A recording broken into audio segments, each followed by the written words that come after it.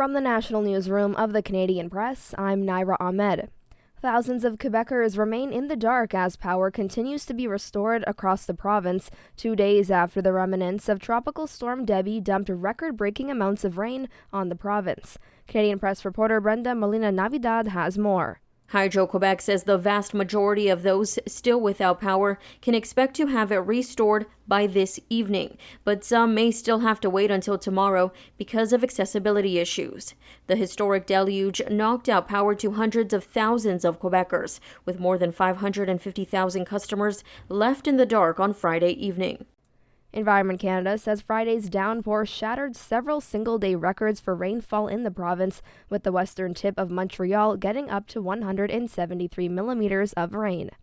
In British Columbia, an evacuation order issued yesterday due to out-of-controlled wildfires south of Valemount, BC, has been cancelled.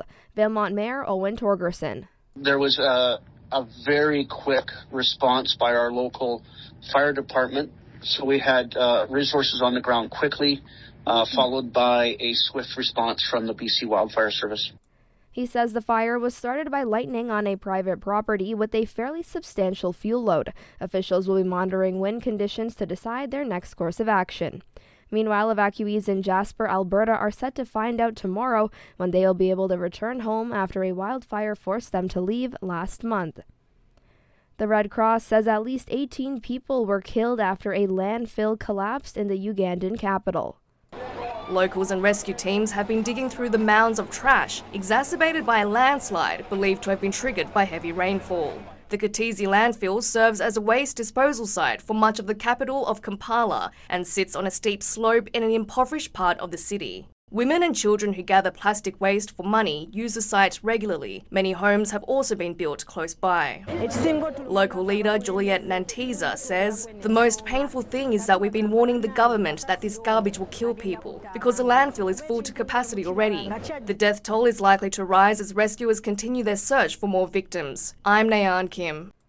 And small-town community residents across Canada say they don't know what to do now that Ottawa has rejected their bid for climate disaster funding. Standing beside a wharf that is slowly being dismantled by Bay of Fundy tides, Dave Davies says it was hard to hear that Ottawa's Disaster Mitigation and Adaptation Fund had rejected his community's request for $4.8 million in aid. The funding was going towards strengthening seawalls and building a breakwater for Halls Harbor, Nova Scotia. A spokesperson for the Provincial Environment Department says a specialist from the department has been in touch with the Halls Harbor bidders and will continue to support them in addressing concerns and trying to find solutions. John Kennedy, The Canadian Press.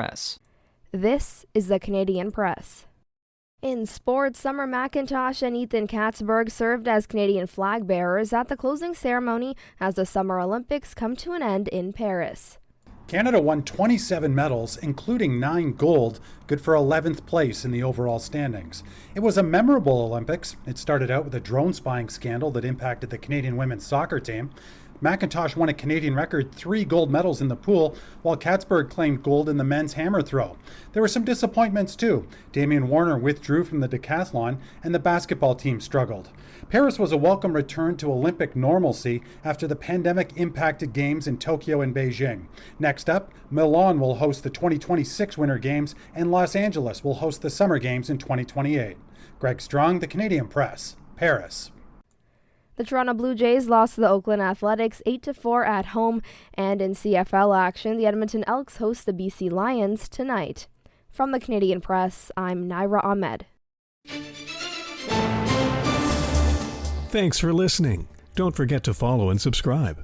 For more of today's top stories, visit thecanadianpressnews.ca.